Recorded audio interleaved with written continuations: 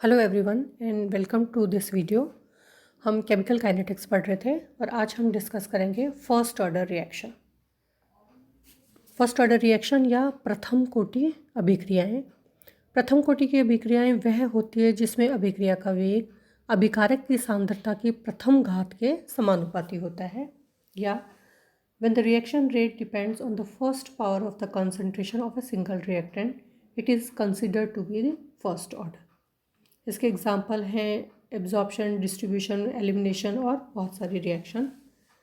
Thus the rate of reaction is directly proportional to the concentration of reacting substance and can be expressed as follows। अभिक्रिया का जो वेग है वो एक अभिकारक की सांद्रता पर निर्भर करता है। Rate of concentration decreases minus dCx/dt, kCx, के यहाँ पे क्या है, रेट कांस्टेंट या वेग नियतांक, एंड dCx/dt से अपन ने क्या निकाला है, उसका वेग। Cx क्या है, सांद्रता या कंसंट्रेशन। माइनस का साइन हमने क्यों लगाया है, क्योंकि अभिकारक की सांद्रता लगातार कम होती जाती है।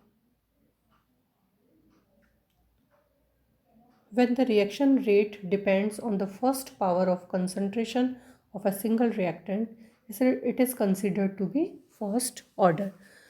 मतलब प्रथम कोटि की अभिक्रिया वह होती है जिसमें अभिक्रिया का वेग अभिकारक की सांद्रता की प्रथम घात के समानुपाती होता है।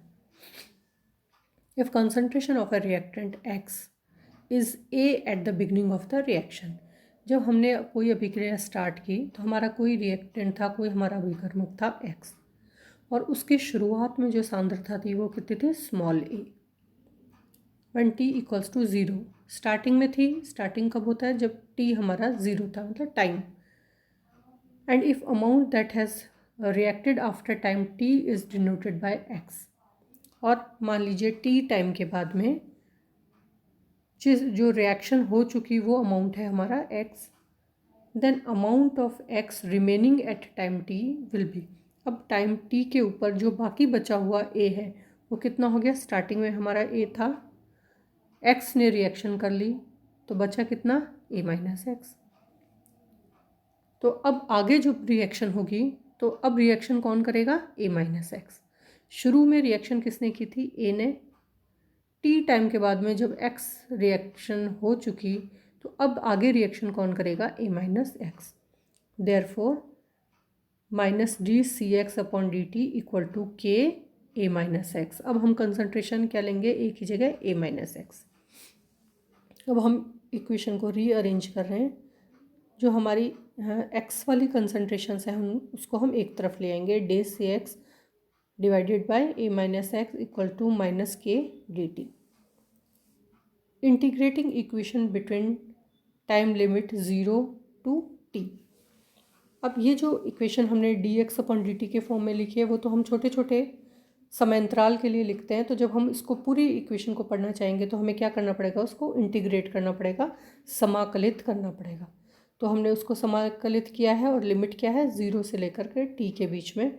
यहाँ a से a माइनस एक्स तक किया हमने, dCx/dt equals to minus k0, k आपका कांस्टेंट है उसको बाहर निकाल लिया, और t dt। अब हम इसका इंटीग्रेशन या समाकलन करेंगे। इक्वेशन हमारी क्या आई, ln a minus x minus ln a equals to minus k T.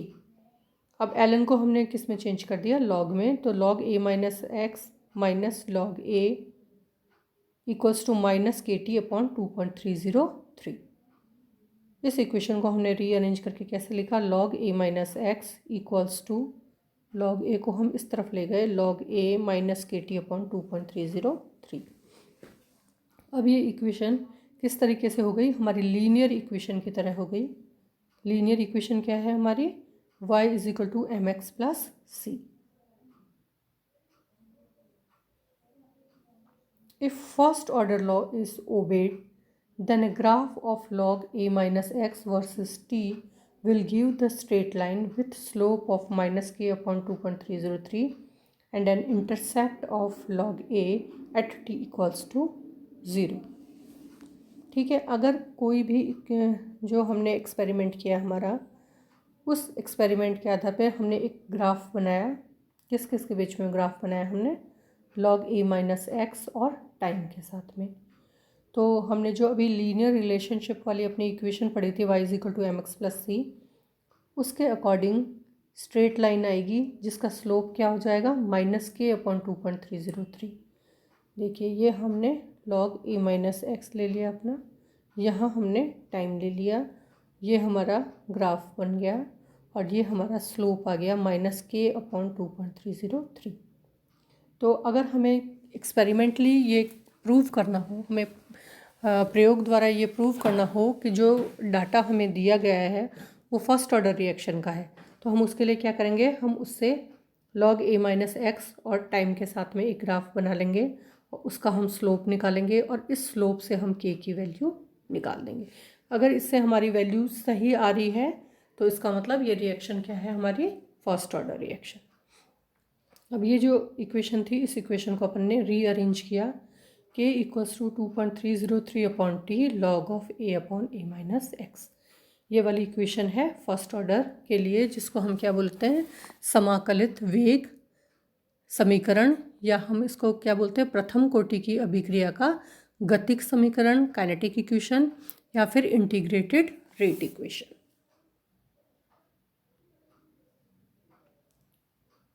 Unit of k for the first order is time inverse, that is SI units is second inverse because k is inversely proportional to t।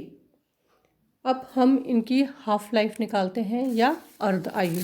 अर्ध आयु का क्या मतलब होता है, अर्ध आयु वह समय है जिसमें अभिकारक का आधा भाग उत्पाद में परिवर्तित हो जाता है, इसलिए हम इसको किससे डिनोट करते हैं, t हाफ से।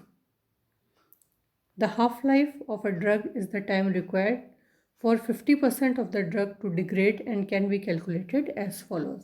अब हम इसकी कैलकुलेशन किस तरीके से करते हैं, टी हाफ निकालने के लिए हमारा जो अभी हमने अपना इंटीग्रेटेड रेट लॉ पढ़ा था, क्या था हमारा, k is equal to 2.303/t log of a/a minus x.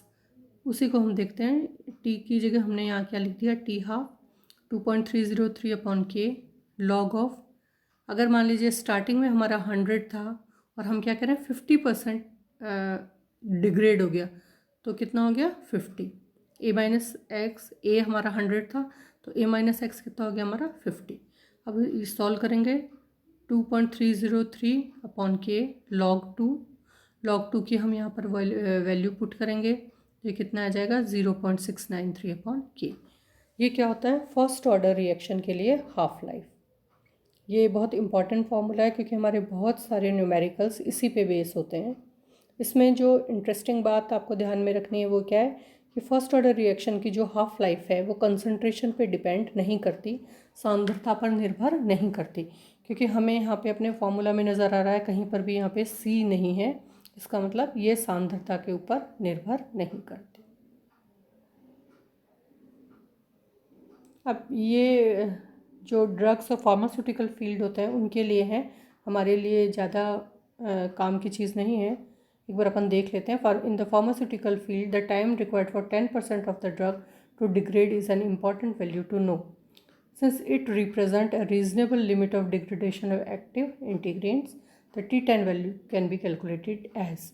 अब फार्मास्यूटिकल वालों को 10% ड्रग जब डिग्रेड हो जाती है, अपघटित हो जाती है, उसकी वैल्यू निकालना उनके लिए एक ज़रूरी काम हो जाता है। तो उन्होंने, जैसे हमने टी हाफ कैलकुलेट किया था, उसी तरीके से एक T10 भी ये लोग कैलकुलेट कर लेते हैं। Then example of first order reaction. अब ये जो प्रथम कोटि अभिक्रिया है, इस प्रथम कोटि अभिक्रिया के हम कुछ इम्पॉर्टेंट एग्जांपल्स देख लेते हैं। Thermal decomposition of N2O5, N2O5 decompose हो जा रहा है, इसमें hydrolysis of hydrogen peroxide and decomposition of calcium carbide. ये दरअसल कैल्शियम कार्बोनेट है, यहाँ पर कैल्शियम कार्बोनेट का डिकम्पोजिशन किस तरीके से होता है। अब जो फर्स्ट ऑर्डर रिएक्शंस हैं, फर्स्ट ऑर्डर रिएक्शन में आपसे न्यूमेरिकल भी पूछे जा सकते हैं। न्यूमेरिकल किस तरीके से पूछे जाएंगे कि प्रथम कोटि की अभिक्रिया को 90% पूर्ण होने में 10 मिनट्स लगती है, तो आप इसके लिए वेग स्थिरांक या वेग नियतांक का गणना कीजिए। तो अब इसमें आपको क्या करना पड़ेगा, हमारे पास फार्मूला क्या है, K1 equals to 2.303/t log of a/a-x। इनकी सारी की आप वैल्यू रखेंगे और वेग नियतांक k को आप इसमें कैलकुलेट कर लेंगे। इसी तरीके से ये आपसे क्वेश्चन पूछा जा सकता है, प्रथम कोटि की अभिक्रिया को 90% पूर्ण होने में 60 मिनट्स लगते हैं, इसको 50% पूर्ण होने में कितना समय लगेगा। तो ये जो क्वेश्चन है इसको आपको 2 पार्ट में करना पड़ेगा। जो पहला पार्ट है आपका, मतलब 90% को पूर्ण होने में 60 मिनट लगते हैं, इस वाले पार्ट से आपको k कैलकुलेट करना पड़ेगा, वेग नियतांक, और फिर सेकंड वाले पार्ट में आप k को वैल्यू को रखेंगे और t कैलकुलेट करेंगे। तो ये जो क्वेश्चंस है, इस तरह के क्वेश्चन एक बार आप ज़रूर सॉल्व कर लीजिए, क्योंकि एग्ज़ाम में ये क्वेश्चन ज़रूर आते हैं। Thank you.